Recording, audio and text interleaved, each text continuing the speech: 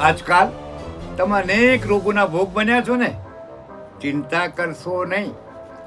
આ બિપિન કાકા તમારા માટે તમામ રોગની સારવાર, એના આદેશથી ઘરગથ્થુ ઉપાયો લઈને આવી રહ્યા છે. પછી ભલે તે ટીચરનો દુખાવો હોય, કમરનો હોય, પીંડીનો હોય, હાથનો હોય, માથાનો હોય, ડાયાબિટીસ હોય, થાઇરોઇડ હોય, બીપી હોય અને શરીર ફૂલીને મેદસ્વી બની જતું હોય, આ બધા રોગો માટેના ઉપચાર અને આયુર્વેદિક ઇલાજો લઈને બિપિન કાકો આવ્યો.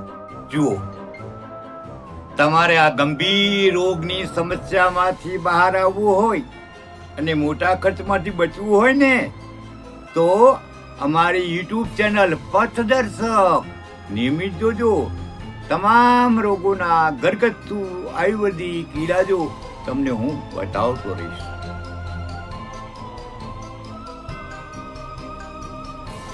સરસ વસ્તુ છે, મને બહુ મજાની હસવું આવ્યું. પેન કિલર છે ને, એ પેનને નહીં પણ માણસને કિલ કરી નાખે છે.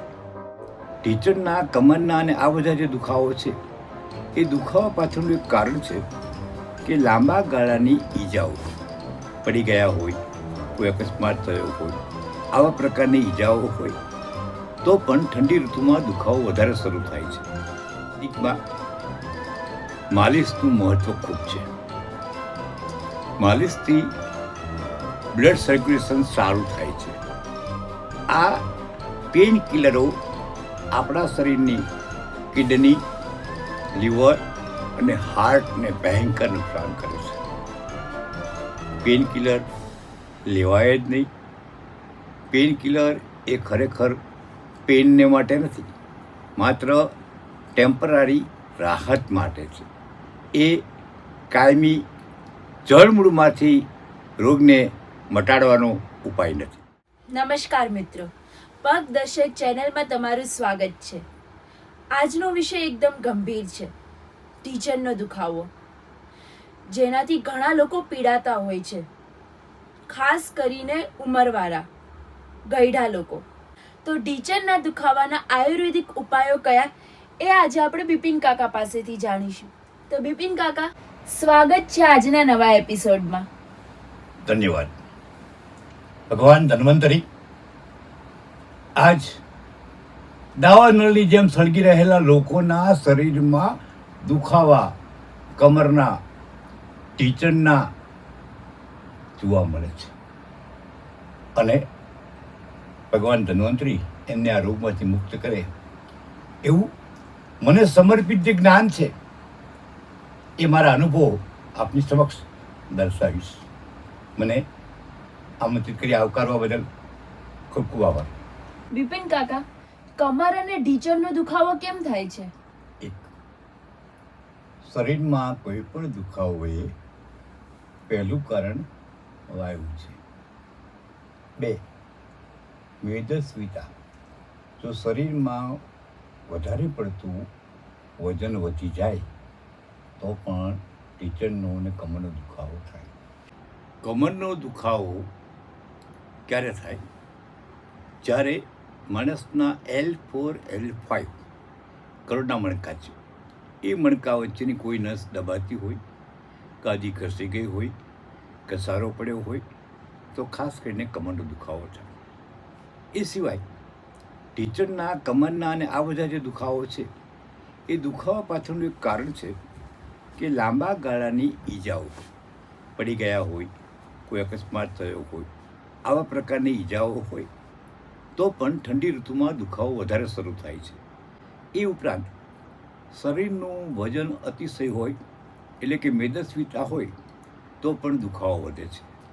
અંતે કેલ્શિયમ, ફોસ્ફરસ અને મેગ્નેશિયમ આની ઉણપ હોય તો પણ આ બધા દુખાવા થતા હોય છે. આ દુખાવાથી બચવા માટે કયા ખોરાક લેવા જોઈએ?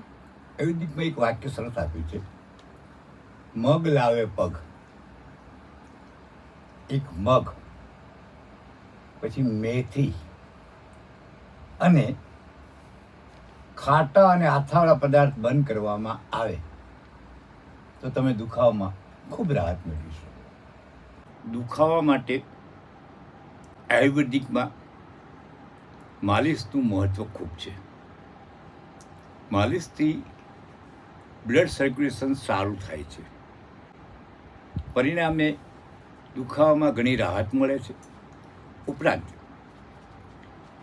આપણે જે વઘારમાં મેથી વાપરીએ છીએ એ મેથી એને અધકતરી ખાંડી એની ફાંકી ખાવાથી પણ આપણને દુખાવો મટી શકે છે.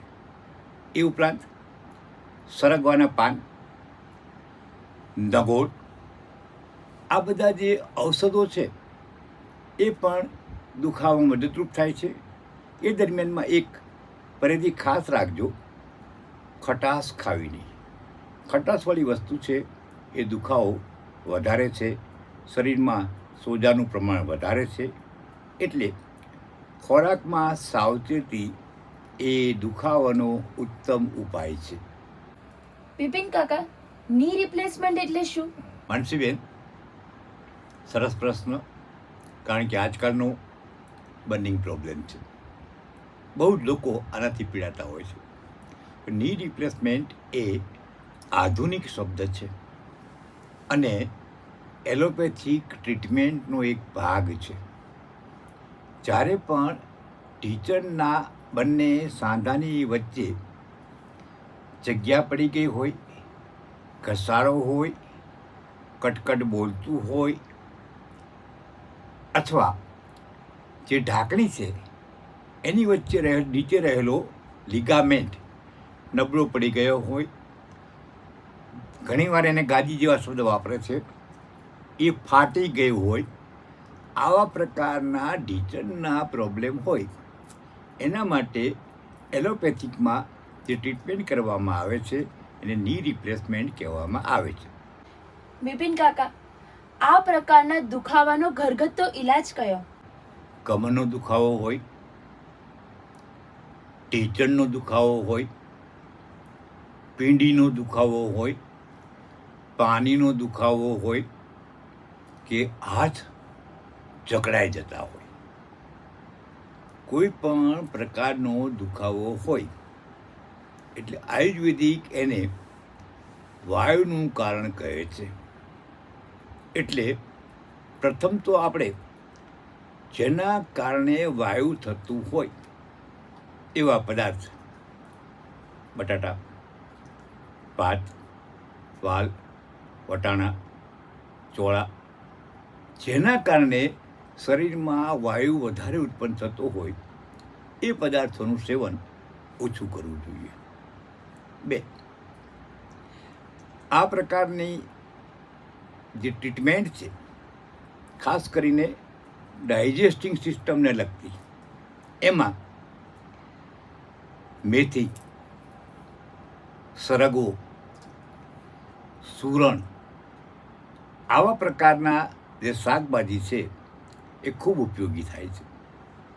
એ ઉપરાંત સરગવાનો પાવડર કરી નિયમિત લેવામાં આવે, નગોળનો પાવડર કરીને લેવામાં આવે, નગોળના તેલનું માલિશ કરવામાં આવે, અથવા એક ઘરગથ્થુ સરસ ઇલાજ બતાવું છું કે તલનું તેલ લેવાનું અથવા સરસું લેવાનું. હવે એમાં થોડો અજમો, આપણે ઘરમાં અજમો આપણે ખાસ રાખતા હોઈએ છીએ, સૂંઠ અને કાળા મરીનો પાવડર, તુલસી અને લવિંગ,